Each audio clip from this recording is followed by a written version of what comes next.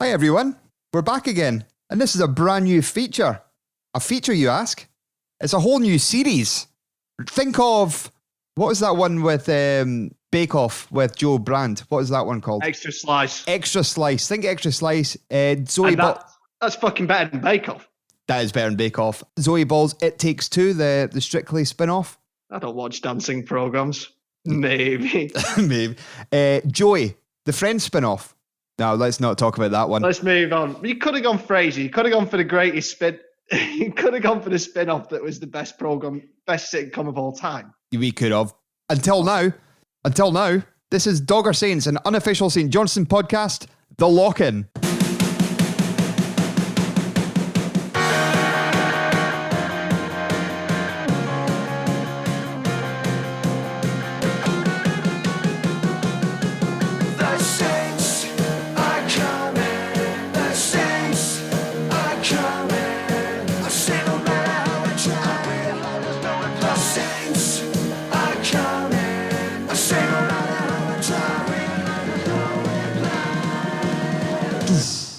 Lovely. Do you enjoy that theme tune? I do, and as much as I enjoy that theme tune and all of Kyle and all he's doing, could we not have for this special spin-off thing, could we not put on a different theme, put on Chaz and Dave or something for a pub atmosphere? I'll see what I've got for my buttons. Hold on. It's Dogger Saints, an unofficial St. Johnstone podcast, The Lock-In. That's not going to work. We'll stick with the Saints are coming. How you doing, Sam? I'm very well, mate. Yeah, so this is kind of like a wee spin-off. So we did an interview with a non-St. Johnstone player. He's also not a St. Johnstone fan, but he is Billy Big Time. He is Billy Big Time. We are, for the first time this week, but not the last, as you'll discover in episode 2? Are we going with 2? Who knows? 18. Yeah, anyway. Later in the week, we are joined by sort of media royalty. We are. Lots of media royalty. Stuart Cosgrove is on with us later on in our main episode, which will be episode 18, Scottish Cup Special Part 2. Glad that's not confusing. We need to get Carl Vorderman on to work this one out. That's a 90s reference. Oh, we do like the 90s, Sam. But we do have on, in this episode, Hibs fan Gordon Smart. Absolutely tremendous. What a buzz for us. Yeah, great guy. For anybody that doesn't really know him, he was a Radio X DJ. He was the editor of The Sun. He ran the Bizarre column in The Sun for a good long time. He's got his own whiskey out. He's a TV host. He hosted The Extra Factor. And he's from Kinross, which makes him all right in our book. Yeah, I mean, fair play to him for doing all that, despite coming from Kinross. He married into the Leishman family. Big Jim. Big Jim. I mean, what an adventure that must be. It's great. What an absolute caper on a daily basis that must be. But as it stood, when we contacted him to come on the show, he agreed, and he's been the nicest guy in the world. He got his vaccine on Saturday. He was supposed to come in on Sunday, but he was absolutely floored with it. But that you should always get it, but it took a bit of an adverse effect. He did. Yeah, you got to put up with it for a couple of days. He did say it was almost as bad as having the biliary Cyrus, which he did in December. He's so he was feeling slightly rough, so we really do. Well, we appreciate it anyway. We appreciate everyone who's come on, but when you're under the weather, such as he was. So we absolutely appreciate him. So what we're going to do is we recorded the interview earlier on tonight. Well, you say we recorded it. We did in the main. You're going to own up to what you did?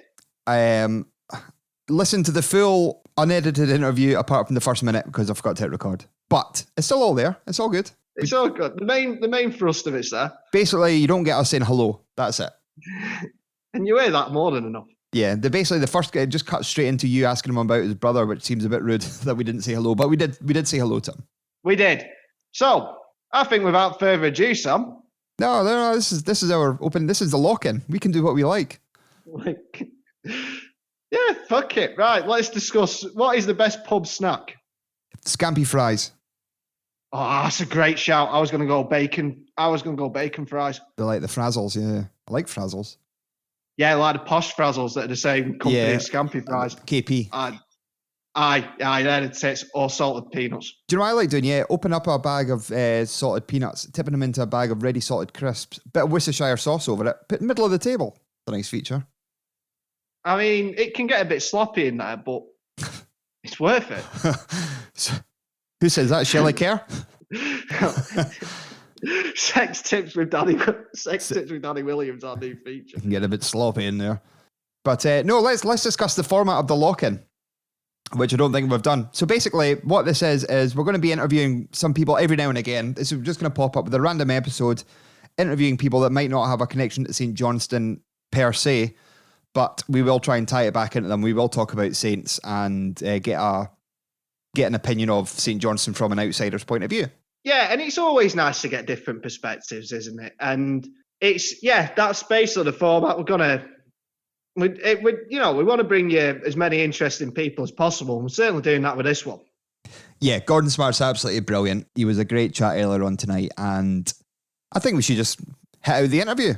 Here we go. Ladies and gentlemen, it's the Dogger Saints Unofficial St. Johnstone Podcast. Oh, wait, no, we'll wait till Dan's picked up his phone. Who's calling you? My mum. Get it answer. Oh, she's hung up. Ah, well, she'll call back. Right. Sorry about all that. This is it. This is the live, unedited version. This is the kind of crazy, wacky stuff you can expect on the lock-in. Oh, this is wacky indeed. a mid-call from Danny's mum. Right. It's Gordon Smart. Enjoy. Make sure I'm recording. 6. Yeah, I'm running. Quickly before we start, I'm going to get this out of the road. Gordon, is your brother Andy? Yes. Little brother, yeah, I was at uni with Andy. No way. Yeah, I knew Andy from uni. I probably knew him more when he did when he was the sports union president. I remember he did that. He fucking stretched that gig out for quite a while, didn't he? He did. Did he ever tell you about the time he played cricket? Oh, dear God. Listen, he can't catch a cold, that little prick. So, fucking hell, it was the funniest. Might touch on it. It was the fucking funniest thing I've ever known in my entire life. Amazing. The little prick. Little prick. It's funny that we've been having a laugh recently because my mum and dad are moving out of the home we grew up in when we were kids. So we moved there in 1984 in Kinross. And my wee brother was tasked with emptying out the bedroom I shared with my big brother. And that was a dark day when he's like, who do these jazz mags belong to? It's just this porno vid. And it was just like a rush to me and my brother who could reply and go, it's Graham's. I had 3 sisters. When my mum found all those fucking things of Nell McAndrew in the paper sat on the bed, I was fucked. Anyway, how's it going, mate? Thanks for coming on. Thanks for joining us. It's a real pleasure. Thanks for asking me. No problem at all. You got the sweet dose of AstraZeneca on Saturday. How are you feeling?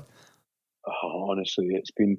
I don't want to complain about it too much. I don't want people to be put off having it. I think in mitigation, I had coronavirus really badly at Christmas, and I think that's why the vaccine's been so bad. But Saturday night, my wife's 40 today. It's her birthday. So we had a couple of friends round on Saturday, and it got to 9 o'clock. I was at Dewars Ice Rink on Saturday morning. Nice. And almost like clockwork, 8 hours later, I just started shivering like proper. Like, oh, I'm so cold. This is horrible. And it was like getting right back into the darkest days of having COVID at Christmas. And it was dark. It was really awful. I was really sick, violently sick, which my kids found hilarious. That was brilliant. And then just felt dreadful on Sunday. Today I feel dreadful. And then you might know her actually, Shaban Ahern, the sports reporter. Uh-huh. Shaban came in today to work on this new TV show, and her kids have got norovirus. Oh, good. And she was just about to start filming, and she had to stop to go to the toilet to do the Triple Crown. And I've spent most of the day with her. In the last half hour, I've started to feel sick. So I can't work out if it's the vaccine or if I've got fucking norovirus off Shaban. You just need someone around now to give you foot and mouth disease, and then that'll be it. Yeah. Completely full set. That is it. Man. Where are you just now? I'm just in floor 13. If you see this, I'm in floor 13 of the news building in London Bridge. So in the other direction, I'm right next to the Shard, but they closed the blinds for some reason. But across the city, you can see over my shoulder. We can indeed. Yeah, the gherkin and the walkie-talkie and all that stuff. Lovely stuff. You live the life. You Saturday Dewars rinks, and then you go slumming it in the city of London. Do you know what? It's always been the same with my job, though, right? So people are like, "Oh, it must have been quite an exciting life doing the Bazaar column." And I'd go home at weekends and find myself in the Lahore Institute in West Fife. You know? and like the Royal British Legion in Dunfermline with big leashmen driving them to different after dinner speaking events.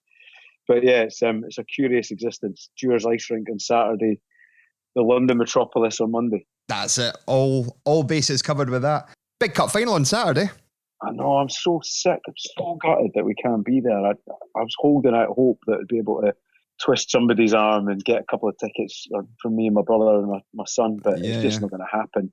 And I'm gutted as well because the St Johnstone thing obviously is quite a big deal for us because, you know, Dunfermline and Perth are the two closest towns to where I grew up, and half my school were St Johnstone fans, and obviously knew quite a lot of the players and stuff. So it would have been great to be at Hampden against St Johnstone. You know, I'm really, really gutted about it. It is, especially after the League Cup semi this year as well. We seem to have a good record against Hibs this year for whatever bizarre reason. You just really struggle against us. You've got us worked out. It's worrying me, actually. You've really worked us out. And I think Callum Davidson's a brilliant manager. He's doing such a good job. And they were big boots to fill, Tommy Wrights, weren't they? And he's doing it. Aye, you're right. We didn't think it would get any better than Tommy when he left. We thought it was a downward spiral would be happening. But no, he's kind of kicked on. Living in Kinross, as you say, the split, there would have been a lot of Dunfermline fans, a lot of St Johnstone fans, and the token Hibernian supporter. Yeah. How did that come about? Exactly. Well, we were born in Edinburgh, me and my brother. Oh, okay. And we moved to Linlithgow, and then we moved to Kinross. And when we moved to Kinross, everybody that lived around us supported Aberdeen. Oh, just some the Dundee time. United fans, actually. And it's probably because Dundee United and Aberdeen had just had big European success, right? Yeah. So we had this kind of weird few years. And I was only 4, 5, 6. And my brother's 2.5, 3 years older than me. And he made the decision. He's like, we were born in Edinburgh, so we're going to support an Edinburgh team. My dad was from East Fife, right? So we weren't going to choose to support East Fife no. or Wraith Rovers. That's not going to happen. No danger. So he was like, we're going to be Hibs fans. We're from Edinburgh. And that was it, really. There's no other Hibs fans in the family. In fact, quite a lot of my family on the Fife side are Jambos, weirdly. So the Mars, my mum's a Mar. And the kit man, Brian Marr, he's a distant relative, and a guy called Gordon Marr called Fish, who played junior football, really well known in Scottish football. Okay. Played for Hearts as a kid with Dave Bowman and all that. So yeah, supporting Hibs was kind of my big brother's decision, and you know, really, it could have been St Johnstone, it could have been Dunfermline, but yeah, it was Hibs. But like one of my heroes growing up was a Kinross boy that played for St Johnstone, Paul Dees. Yeah, I remember Paul Dees, early 90s, yep. He's a good friend of mine, and Deesy was like really good looking local lad. All the girls fancied him, went to my school, played for St Johnstone, professional player, then went to Livy, and we all kind of aspired to be Deesy. And you know, there's that spell when you're a teenager and you get to go and play at St Johnstone at McDermott Park, and you know, there's all the trials and stuff for St Johnstone, and I never got picked, which was heartbreaking. But a lot of my friends did, and like, for the schools we played, you know, got quite far through the trials with Scottish schools, and I remember thinking, not good enough. There were some really good Perth lads that played, like a guy called Ross Gunyon. Oh yeah, I know Ross Gunyon, yep. He's a manager at Genefield now. He was a cracking player, manager at Genefield. And there was a guy, Sergi Baltaccia. Obviously, his dad managed the club. Don't talk about Sergi Baltaccia this week. He patched us, the bugger. Did he? Aye. We got his number off somebody on Twitter, said I'll contact him. He's a coach at Charlton now. She phoned and said, yep, he's expecting your call. So I gave him a call on Friday afternoon. Called him at 6, no answer voicemail. Called him at 8, no answer voicemail. Sent a text and not heard a fucking word. Is that Sergi Senior? Sergi Senior. Yeah. No, Sergi Senior. Senior, right. Because like Sergi Junior, right? Yeah. I think he was a year older than me, but we played a year up for Kinross Colts. And that first season was horrific because we got pumped every week. And there was a team called Oak Bank, and Sergi played for them because that was his school team. Yeah. And I remember there was a write-up in the Perthshire Advertiser about them because obviously there was a bit of an interest in him. And it was like 9-1 Oak Bank v Kinross. And he scored 9 goals. Thanks. He was crack. What a player he was. Didn't have a bad wee career. I think he went on to St Mirren for a wee bit after that, I think. Did all right, the guy. When he was really young, I seem to remember Arsenal and Man United were looking at him. And then he had quite a bad knee injury, didn't he? Yeah. But yeah, what a player. But also, I was really good pals with Kieran McAnespie. Still am good friends with Kieran McAnespie, who's a Saints legend. We had him on. We had him on the very first episode, actually, to be fair. We talked about Babe Station quite a bit, to be fair. He does, yeah. I remember all that. That was the glory days when I first moved to London to be with Mrs. Leishman. He was playing for Fulham and just spent the whole time in loads of trouble. I just used to hang about with him, and he was always getting like in worlds of trouble. I remember, right, this is a fucking brilliant story about him. we were in a nightclub called Chicago's in Epsom, right? Oh, wow. And it was Kieran McAnespie was really matey with John Harley, who played at Chelsea. And obviously the Scottish thing, and Kieran and I knew a few folk in Scotland, so we'd end up knocking around together. And I was standing at the bar and I heard this massive fight breaking out in this nightclub. And I turned around and for some reason, Kieran McAnespie had decided to slide tackle 3 people on the dance floor. Such a childish thing to do. I turned around and there's like glasses and chairs getting smashed around, and McAnespie like running out the club. He's a total nuisance. I love him. Absolute pest. That's doing the equivalent of like leaning down behind somebody and get somebody to pushing you over them. That's the same kind of carry on. But I've got a big St Johnstone connection through. This is a bit of a weird story, right? So you have to bear with me. When I was 17 in my last year at school, I worked in the doctor's surgery in Kinross. I was a receptionist. That was my evening job. And the doctor who gave me the job was Dr. McCracken. Oh, yeah, Alistair McCracken. Yeah. Who was the St Johnstone doctor for a long, long time. Mm-hmm. And he was such a brilliant man to work with. I still play football with him now. He must be about 67. Yeah, I seen him not too long ago. Yeah, he still goes. He's a great guy. And his kids are superb as well. They're just great people. And he's just full of mischief. And, you know, I just loved his crack because I got quite pally with Paul Kane as well, who's obviously better known as a Hibs man, but had an interesting time at St Johnstone, didn't he? Yeah. That's it, got us into Europe. We actually had Alan Preston on a couple of weeks ago, and he said out the names you should get on, he threw Kano and said he'd be absolutely brilliant. That guy is absolute chaos. I'm thinking of stories I can't tell you because they've probably got a criminal element to them, Kano. But some of the stories are absolutely amazing. Like Biscuits, Alan Preston, and Kano. I've had a few nights out with them. Like we had a brilliant trip to Magaluf it was a kind of spuriously linked to the Mary Leishman Foundation, but it was actually just a massive piss up. Just a jolly, yeah. And I remember Alan Preston was winding me up all day because there was loads of jambos on it. Just me and Kano, who were Hibees. So I got the keys from reception, just said my name was Alan Preston, went up to his room and just emptied everything from his room out the window. So when he came to go to his bed, the mattress was in the swimming pool. So I'm feeling quite proud of myself. And, as you would. I'm lying in my bed, asleep at about 4 o'clock in the morning, and the door literally got kicked off the hinges as Alan Preston and all the jambos come running in and try to throw me over the balcony naked. It wasn't a nice sight. No, but decent. We had Alan Preston on for about 2.5 hours, and I think we could use about. Jeez, it was about a week. Aye, but we could use about 35 minutes worth of content. He's telling a story, and he's pissing to laugh. You can't even put that in. We're like, fuck's sake. And then I pulled out a butter knife, and I was like, oh god, just leave it there. But he's some brilliant guy, Biscuits, and that whole lot. I remember a lot of those St Johnstone lads because I would have understood quite a lot about them through Dr. McCracken. So Nick Dasovich and Alan Kernahan. Yep, had them on. Paul Wright, who played up front. Yeah, and then but latterly there's a bit of a connection with Witherspoon. Mm-hmm. I think his auntie used to work in a restaurant in Kinross. Okay. And I used to ask her all the time how he was getting on when he was at Hibs. And then when he went to St Johnstone, we'd always get an update for anybody who's interested at the Garden Centre in Kinross. There you go. She used to work there. Aye. We're pals with Ian, David's brother, so we'll get the lowdown on that, see if that's true. But no, I really like David Witherspoon, though. I used to have such a good career, and he seems like a brilliant lad. He's a really lovely lad. They all are. Nice family. It turns out Ian's a bit of a prick, but... Ian the brother's a bit of a prick.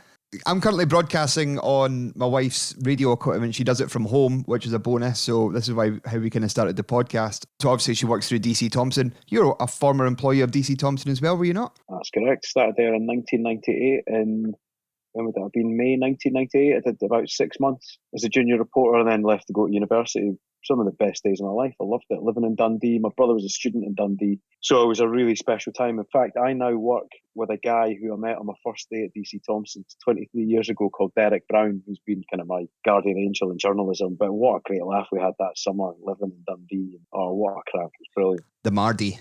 There's a the Mardi. The Mardi Gras. That was a terrible nightclub. Mardi Gras, Fat Sam's, Pegasus 1 and Pegasus 2, the Chippies. That's it, just round the corner, right? Chips and cheese. That was a great revelation of my time living in Dundee, was discovering Pegasus. I know, Pegasus. I think I know more about the Chippies in Dundee than anything, really. Yeah, I kind of lived that in them for 6 months. So what are you doing with yourself just now? I'm presenting a new TV show that's yet to launch. It's kind of been in the making for the last, 5 months, really.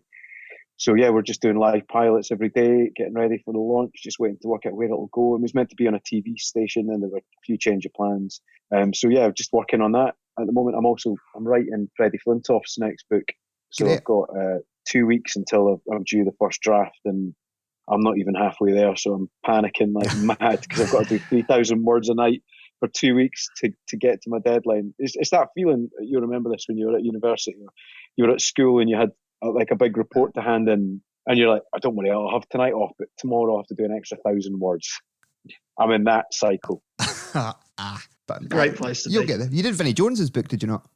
I did, yeah, 2013. That was same sort of thing. It was a great experience. Like I loved doing that. But the funny thing with Vinnie, right, he'd written an autobiography in 1998, and we just took a subbed version of that first book with all the historical stuff from his childhood and all that. Mm-hmm. So I, got that all together and then presented it to Vinnie, and he's like, "Where did you get this from? It's a load of bollocks." I was like, "Your first book?" And he went, "I never read that." So there was a lot of work unpicking it, and I'd managed to write most of it during my paternity leave when my daughter was born. But this time round, I'm trying to kind of shoehorn quite a lot. And I had such a shite year last year, lads, that I've agreed to do everything that came my way to try and dig myself out of a hole after a horrible year, like a lot of people, I think, And I've now found myself with probably too much on my plate. Spreading yourself a little bit thinly. Correct. I've made a habit of that my entire life. But your 7 till 10s are freed up now in the evenings. I was a massive fan of the Radio X evening show. Oh, massive thanks, fan. I'd literally listen from 6:30 in the morning from Izzy all the way through to John Kennedy at night, literally on all day, every day. So it was great, good stuff. They're great people. Izzy was brilliant, and John's just an outstanding broadcaster. But I really, really miss it. That's the worst thing, Mm-hmm. Now my voice is back. I just wish I was still doing it, but afraid the cards didn't fall that way, which is quite sad. But we've got to move on. Will you get back into radio? Oh, I'd love to. Yeah, I really miss it. It was. I felt like I'd found the job that I wanted. Mm-hmm. I mean, ideally not 7 till 10 because it doesn't have clip your wings with your night like. But I can't really complain. I've had a pretty good run at it in my life, But I loved it. I loved working there, and there's so many good people I'm still very good friends with. But it's quite difficult. There's a big difference between newspapers and radio. There's like a taxi rank system, right? Yeah. You've got to wait for somebody to get in a taxi before the job appears. And at the moment, everyone's in those jobs quite securely and firmly because it's been such a vulnerable and volatile time. So it needs somebody like me losing their voice to get a chance. That's I wouldn't wish that on my worst enemy. It's such a frightening thing when it's your entire career. Aye. Speaking of your time on Radio X, you're watching the final on Saturday. What is in your domestic rider? Well, again, like I said to you, my wings have been clipped by this voice problem I've had, so I've got to be quite sensible about the boozing. So I'm trying to work out where to watch it. I'm probably just going to stay at home with my son. So anything that involves him involves iron brew, square sausage, and salt and vinegar crisps, which I'm delighted about. I'm down with that. Yeah, well, aye. And I'll be probably us in front of the TV, getting shouted at by my wife for not helping out with all the other stuff that I'm supposed to do. But yeah, I probably can't go too far because I've got this book to finish. But if Hibs win, and I hate saying that, I'm going to have to make some kind of pilgrimage to Leith over the weekend. You never made the last. You were at the last cup final, I take it, 2016, but you had to go and work. I was listening to you on the Open Goal podcast. Yeah, that's right. Yeah, God, that was such a funny experience because I think Sunday was the first time I edited the big newspaper, like the national edition of the Sun. Mm. And there was a couple of moments that I thought, is it worth losing my job over it? I'd already been on the pitch and spent most of the night thinking, I could get in quite a lot of trouble for that. I'm the editor of the Scottish Sun. and then, I eventually decided that it'd be the sensible thing to do to get the flight back. But the best thing about it was I was on the flight next to a Rangers fan. And not only was I on the flight next to him, he got on the same train from the airport into town, same tube. He got off at the same tube station, and he was so pissed off about it. Just in his ear the whole time, just giving him plenty the whole time. I took loads of pictures of him and kept posting them on social media, which is appalling behaviour. Funny though. Rangers, isn't it? Get it right up them, to be fair. You said that, not me. Yeah, that's not the most controversial thing we've said in this podcast recently. Bizarrely, there's not a St Johnstone podcast. We're the only one out. We were on a Hibs one the other week. So, there's a few good ones out there, long bangers, and there's a few good ones. Aye, it's good to know. But how's your whiskey getting on? You still dealing with that? All right. Yeah, I am. Yeah, I mean, it was again. We sell most of our whiskey in airports, so last year was quite a shock. I think sales were down 90%. from March. But we're doing great in America. You can get Copper Dog now in every state in America, which is brilliant. Good. And they're really confident that in the next 5 years, Copper Dog will become a really big thing out there. There's a brilliant Scottish guy called Jamie Young who works for Diageo in America, and he's right behind it. So really optimistic about it. Grand plans for Europe this year and Australia, actually. Whiskey's really popular there. So I think when things settle down about this new TV project, I'll probably be heading off on my travels with Copper Dog quite a lot, which I'm really looking forward to, and I thoroughly enjoyed doing that, you know. Well, it deserves to be, because it's been a brilliant experience. It's deliciously fruity with a hint of honey and spice, and it deserves to be in everybody's cupboard and cabinet. It's an absolute I'll send you a bottle. Sam. I think the mad thing really is when you think about Speyside, where Copper Dog comes from the Craig Ellicky Hotel. Mm-hmm. I think within a 5 mile radius, it's kind of like the Champagne region of France. Yeah. The best whiskies in the world come from within a 5 mile radius. So within even a couple of miles of the Craig Ellicky Hotel, you've got Aberlour, Macallan, all of that. It's just a phenomenal part of the world, because the water, it's all about the quality of the water in the Spey, isn't it? Mm-hmm. I love it there. It's just such a special place, and every time I get a chance to go up there, there's a mad story behind it, actually. So the guy, the main founder of Copper Dog, I've known for a long time, and knew him through sort of pubs and clubs in London. And he took his dad on a tour of the places he was stationed during the Second World War. So they stayed at the Craig Ellicky, and he made the decision when he was there, I'm going to buy this hotel because it's fantastic. It's got one of the biggest whiskey collections in the world, 1,000 single malts. Wow. So he bought the hotel, and my pal from Kinross, who renovated my house up in the hills, he got the contract to renovate the Craig Ellicky. So he took a squad of boys up from Kinross and Perth and surrounding areas, and they renovated the hotel over a period of about a year and a half. That'd be 2012, 2013, 2014. It was an amazing time, and what they've done is beautiful. If ever you fancy going, let me know, lads. Brilliant, we certainly will. We'll finish up. We'll talk about football very, very briefly. It's probably something we should probably do. Hibs this season, 3rd place, League Cup semi, Scottish Cup final. You take it as a success as it stands, surely? If you said to any Hibs fan before the start of the season, would you accept this? Bite your hand off. To finish 3rd is just such a great achievement. And I think the record of getting to semi-finals, if you look in the positive side, it's a great record. Mm-hmm. It's disappointing that we haven't managed to get through to the final. I think Jack Ross probably felt a huge weight lifted from his shoulders when we finally made it through against United to play St Johnstone. But yeah, it's a great season, and the best thing about it is we've got a draw against Celtic at the weekend with pretty much our second string and no recognisable striker. Yeah, there's so much to be positive about. We've got a lot of young players, a lot of clubs looking at our players, like Doig at left back, Porteous. There's a lot of interest in him. Jamie Murphy's not getting a game. You boys will know Dre Wright from the time from being St Johnstone fans. He's not been getting a game. Yeah. And I think it's frustrating because apparently he's a great player. Loads of Saints fans were telling me he's going to be great for us. But if he can find a game next season, we've got a great squad. Martin Boyle, Nisbet and Doig up front, excellent. I think Jack Irvin's been a great signing, Jackson Irvin. And yeah, there's some good players in there, and I think we're really solid at the back. It's a shame we've lost Rocky Marciano, the goalie off Marciano, but Matt Macy looks like a keeper. There's a big decision to be made there. Strength and depth in the bench. I like Jack Ross as a manager. They've got a guy Potsy, the deputy, who seems, is number 2. He seems to be a well-loved guy amongst the squad. Seems like there's good team spirit. We've been worried about Leanne Dempster leaving. She had her critics, but look at her record at the club. Unbelievable what she does, isn't it? Yeah. So I'm unusual, I think, in being an optimistic Hibs fan. There's quite a lot of naysayers, and I do sometimes wonder, it's a horrible thing to say, but I sometimes wonder if it's helped the players not having fans in. I really hate saying that. They're not getting booed in that, yeah. But the Hibs fan, we can be quite difficult to please. So, look, I just can't wait to get Easter Road jumping again and get back in there and see some games with my son and my brother. Exactly. Are they all season ticket holders? Your son? Is it Jimmy, your son? Jimmy, no, my big brother's a season ticket holder. I've been holding off because I'm away so much. I just feel like a waste, and I wouldn't want to leave empty seats there. But my wee boy's getting really into his football as well. But I think maybe, depending on what happens with my jobs and work and all that, I would love to have a season ticket with my big brother and my son next year or the year after. Good. I think we'll be the same next year. I've been told off as well because I've got the blue and white bunting up outside the house as well. My wife Lynn's already told me, get that fucking down now. It's ridiculous. What can you do? You got to get all the shirts hanging out the window again. I did that. I had every Saint shirt I had owned in a box up to the loft down, and I hung them all out outside. And she's like, she was like, just wandering around with her hand over her face, embarrassed to hell.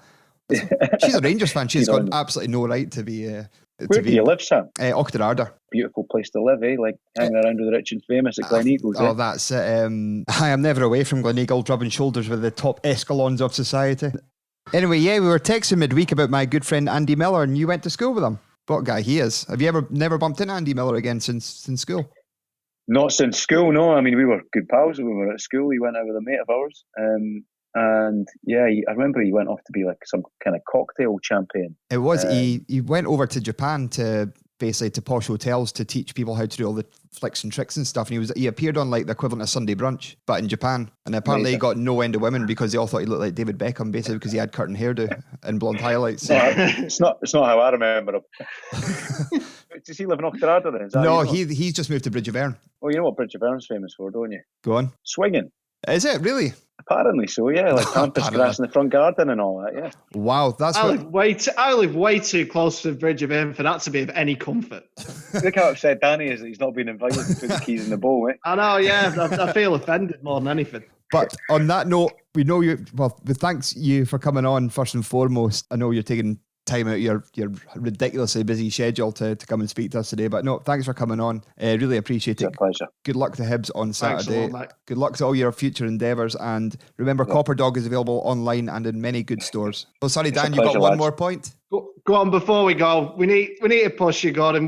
Give us a score prediction. Oh, man. Listen, I've got myself in so much trouble with this before. I once wrote an article when we played, remember the Salt and Sauce Cup final when Hibs played Hearts? Oh, 5-1, yeah.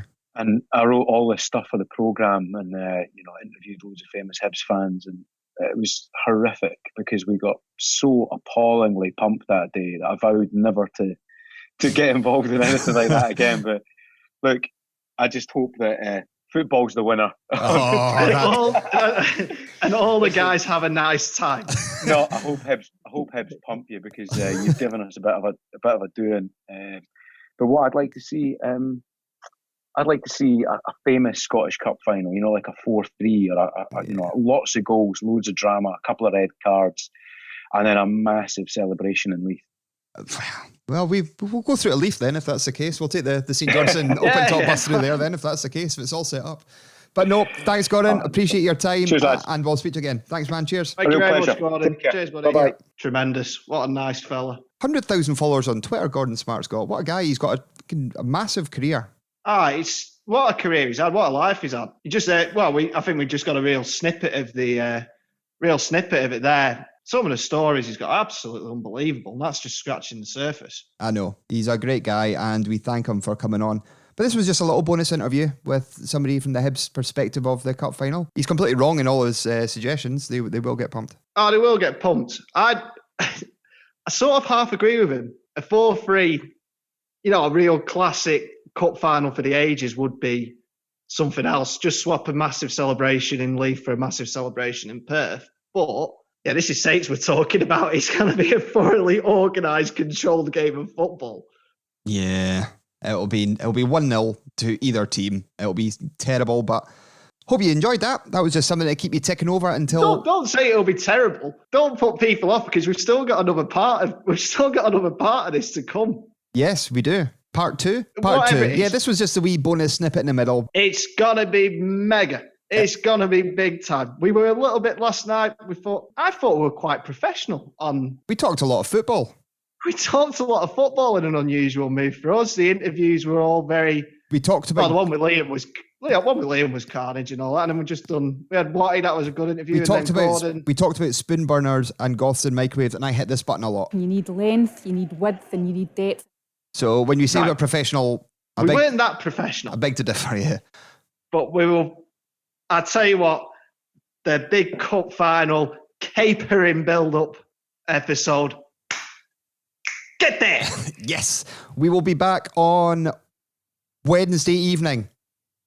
Aye, I'm off to play football. You enjoy yourself. Try. You have a good week. We'll be back on Wednesday with episode 18 of the Dogger Saints Unofficial St Johnstone Podcast. The main build-up to the match. We've got Craig Bryson, we've got Stuart Cosgrove, you've got me and Dan. We've got Giorgio Boyle in the Royal, and we've got some terrible merchandise. What more could you ask for?